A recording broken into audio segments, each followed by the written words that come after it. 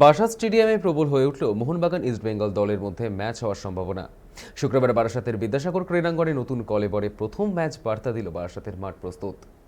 বৃহস্পতিবার কলকাতা ও তার শহরতলির সঙ্গে বারাসাতের বহু এলাকায় যখন জলমগ্ন, তখন সেই প্রেক্ষাপটে ব্যতিক্রমী চিত্র তুলে ধরল বারাসাত বিদ্যাসাগর ক্রীড়াঙ্গন। চারপাশে জল জমলেও নতুনভাবে তৈরি হওয়া স্টেডিয়ামের মাঠে দেখা গেল একেবারে বিপরীত ছবি। এক ফোঁটাও জলও দাঁড়ায়নি ঘাসের ওপর। বিকেলের দিকে আলোয় ঝলসে উঠল স্টেডিয়াম চত্বর। সেখানে অনুষ্ঠিত হলো কলকাতা লিগের গুরুত্বপূর্ণ match united Kolkata sports club ও খিদিরপুরের মধ্যে। ম্যাচের গুরুত্ব যেমন ছিল, তেমনই নজর ছিল স্টেডিয়ামের নতুন পরিকাঠামো ও আয়োজন ব্যবস্থার উপর। সাম্প্রতিক সময়ে এটি ছিল সংস্কার হওয়া মাঠের বড় পরীক্ষা। সেই পরীক্ষায় নিঃসন্দেহে সফল বারাসাত স্টেডিয়াম। মাঠের মান, গ্যালারির ব্যবস্থা, দর্শক নিয়ন্ত্রণ সব মিলিয়ে আয়োজনে সন্তোষ প্রকাশ করেছেন সংশ্লিষ্টরা। ভবিষ্যতে আরও বড় ম্যাচ, এমনকি ডার্বির আয়োজনের সম্ভাবনাও এই ম্যাচের মাধ্যমে অনেকটাই জোরালো হলো। পাশাপাশি আইএফএ সচিব অনির্বাণ দত্ত এই সফল আয়োজনের জন্য শুভেচ্ছা জানিয়েছেন।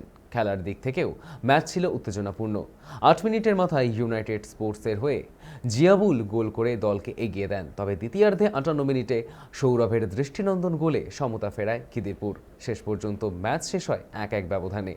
সবচেয়ে বড় বিষয়, খারাপ আবহাওয়া সত্ত্বেও দর্শকদের উপস্থিতি ছিল চোখে পড়ার মতো, যা স্পষ্ট করে দিচ্ছে নতুন রূপে তৈরি বারাসাত স্টেডিয়াম ইতিমধ্যেই ফুটবল প্রেমীদের আস্থা জয় করতে শুরু করেছে। বর্ষার মধ্যেও নিজেদের প্রস্তুতি প্রমাণ দিয়ে ভবিষ্যতের জন্য বড় বার্তা দিল এই মাঠ।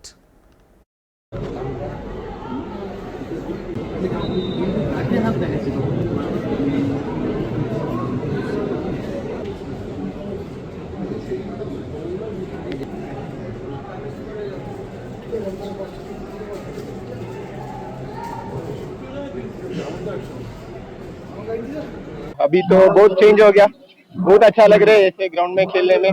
और टर्फ और नेचुरल ग्रास में बहुत डिफरेंस है।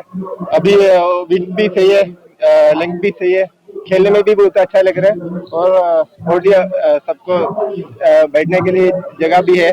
तो कैसा लगता है?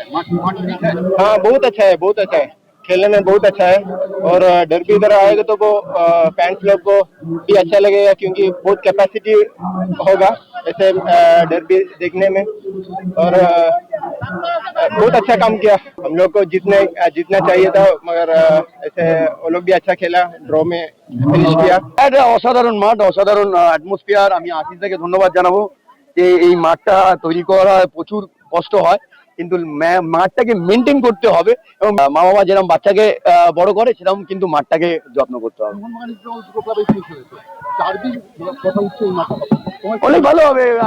বারাসাতের সমর্থকরা এখানে এনজয় করবে। অনেকদিন পরে আমরা খেলেছি নিজে এখানে, ইস্টবেঙ্গল খেলেছে, মোহনবাগান খেলেছে।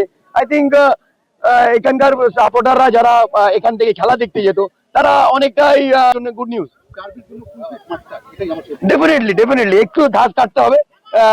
সবে তো আজকে ওপেনিং, ডার্বি যদি হয় তাহলে আরো ভালো নার্সারিং হবে। ফার্স্ট হাফটা ডেফিনেটলি ওরা খুব ডমিনেট করেছে। সেকেন্ড হাফটা আমরা জেতা উচিত ছিল আমাদের। যে গোলটা মিস করেছে ডেভিড, আমার মনে হয়ে যায় প্রত্যেকদিন, বললাম না, প্লেয়ার মানুষ প্রত্যেকটা দিন পারফর্ম করতে পারে না, তাহলে তো অন্য লেভেলে 100তে 100। মানে আমরা শুধু এখানে না, বারাসাতবাসী হিসাবে না, অথবা এখানে আমরা ফুটবল বোদ্ধা হিসাবে না, মানুষের আবেগ এবং একটি সম্পূর্ণ ম্যাচ এই যে এখন সমাপ্তির পথে, কোনো রকম চোট আঘাত ছাড়া সেই সবুজ ঘাস একই রকম আছে। এবং যারা টেকনিক্যাল যারা আছেন, টিম যারা আছেন আইএফএর, তাদের যে উচ্ছ্বাস আমরা এখানে বসে দেখেছি, তাতে আমরা গর্বিত। বারাসাতটা ফুটবল মাঠের ঘাস যেমন বলছে, একই রকম ভাবে বারাসাতের ফুটবল প্রেমিক মানুষ বলছে। এবং আমাদের অভিভাবক যিনি, যার উদ্যোগে, যার ঐকান্তিক প্রচেষ্টায় হারিয়ে যাওয়া ফুটবল বারাসাতে আবার ফিরল এবং অবশ্যম্ভাবীভাবে ডার্বিও ফিরবে, সেই সম্মানীয় বিধায়ক শঙ্কর চ্যাটার্জি তিনিও বলছেন যে বারাসাত এবার পর্যন্ত বোধহয় টিকিট বিষয়ে কিছু ভাবনা চিন্তা হয়নি, কারণ এলাকার মানুষের যে দীর্ঘদিনের যে অভিমান, সেটাকেও ভোলার সুযোগ দিতে হবে আইএফএ কে, যে মানুষ যারা স্বতঃস্ফূর্ত ভাবে টিকিট ছাড়াই এখন একদম ডার্বি হোক, যে কোনো মূল্যে ডার্বি হোক।